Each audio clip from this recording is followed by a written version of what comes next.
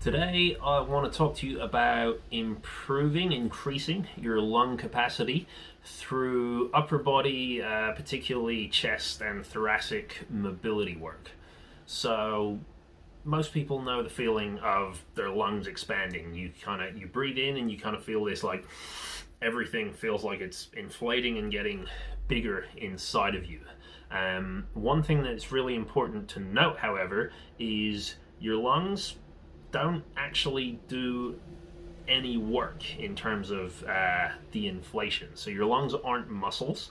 They only react to the muscles that are around them. Remember, muscles are what causes movement in the body, and the lungs don't actually have any of their own. So what causes your lungs to inflate is the diaphragm pulling down, and the other muscles around the chest, is particularly the intercostal muscles in the ribs, pulling the rib cage apart. And what that does is when the muscles pull the lungs apart, then that creates a loss of pressure on the inside, and so air rushes in to fill the lungs. So your lungs aren't actually inflating, it's the muscles around you that are inflating the lungs.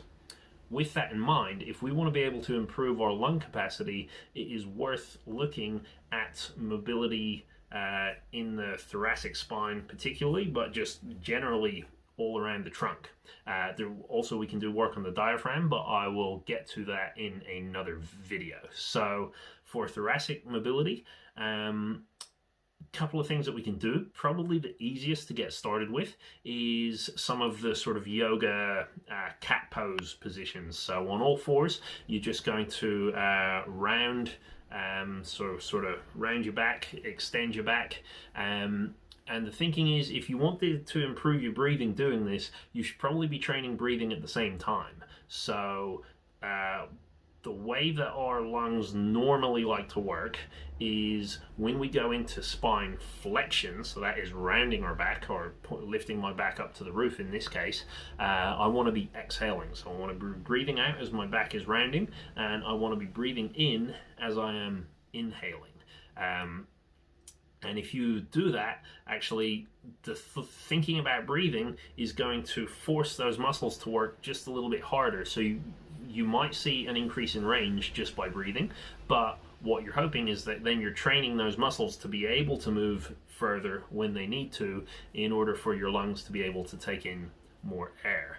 Now, you can try this in lots of different directions. So initially, I would say get your head and get your whole spine and your pelvis involved and make these as big as possible. I would start moving side to side in multiple directions. You can even try moving yourself around in circles, and just remember the top half is when you're exhaling and breathing out, and the bottom half is when you are going to be inhaling.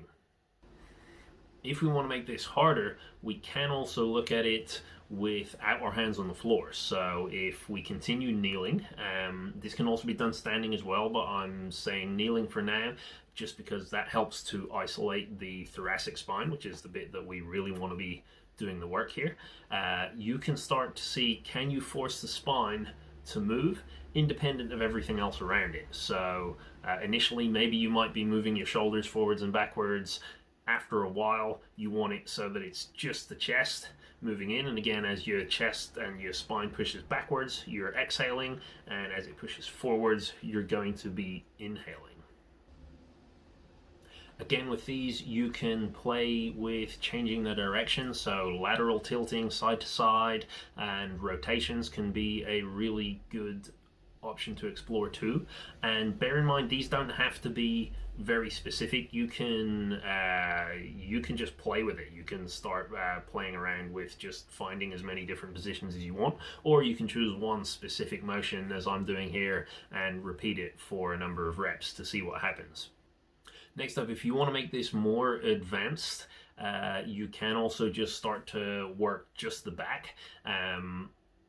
You will be working your back as well in the other exercises, but given the sort of rounded forward posture that we tend to adopt, if you want to give some stimulus just to your back alone, you can start lying in a prone position on your front, and as you inhale, you're going to see, can you use the inhale, the breathing in, to engage the muscles in your back to start lifting you off the floor.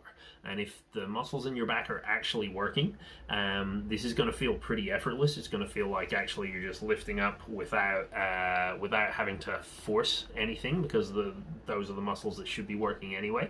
And you can gradually make this bigger and bigger over time.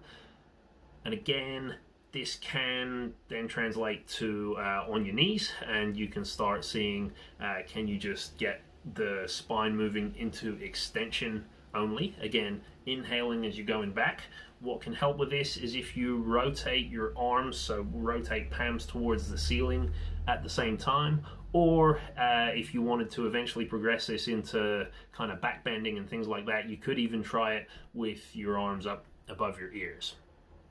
So there you go. There's some exercises we can use for upper body, thoracic mobility, spine mobility that should also improve your lung capacity. Remember, improving your lung capacity is probably one of the best things you can do for your movement and just your day-to-day functioning. I will leave a link below. I have another video where I explain how your brain deals with breathing and why it is a good idea to train it. It's definitely worth a watch, but try it out. Do you do any of these exercises already? Let me know what you think of them, and let me know if you got any questions. Otherwise, thank you for watching, and I will see you next time.